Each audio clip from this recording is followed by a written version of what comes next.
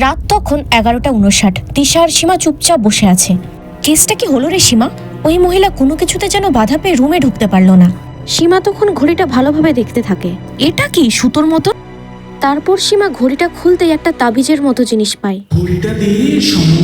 চাপ নেই, আমি বুঝে গেছি ওই ভৌতিক মহিলাটা এটার জন্যই কাছে আসতে পারছে না।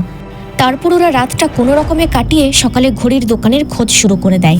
হ্যাঁ আচ্ছা ঠিক আছে। দাদাভাই বলল একটা অ্যান্টেক শপ থেকে কাকু ঘড়িটা কিনেছিল, নাম্বারটাও দিল। শপের নাম মিডনাইট রেলিক্স।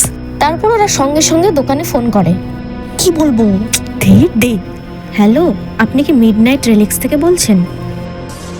হ্যাঁ বলুন। আসলে একটা রাউন্ড শেপের সাদা রঙের ঘড়ি, সিলভার বর্ডার দেওয়া, ওটার ইতিহাসটা একটু জানতে চাইছিলাম।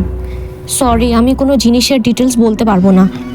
প্লিজ ফোনটা রাখবেন না, আমাদের জীবন মরণের ব্যাপার। তারপর অনেক রিকোয়েস্টের পর দোকানদার সব খুলে বলে।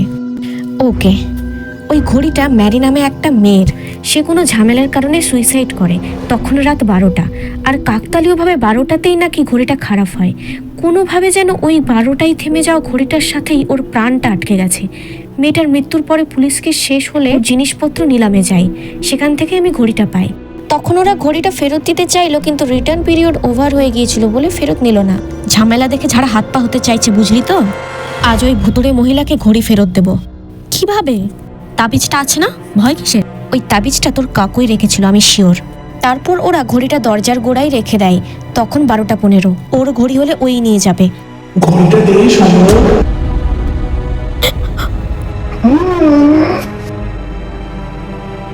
নিয়ে যাও, আর জ্বালিও না আমাদের। কিন্তু অদ্ভুত বিষয় হলো, ঘড়িটা সে নিয়ে গেল না। তবে সেই রাতে দিশা একটা স্বপ্ন দেখলো।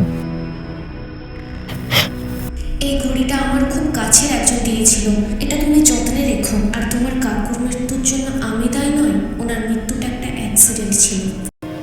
সেই দিনের পর থেকে ওই ঘড়িটা পাকাপাকিভাবে দিশার।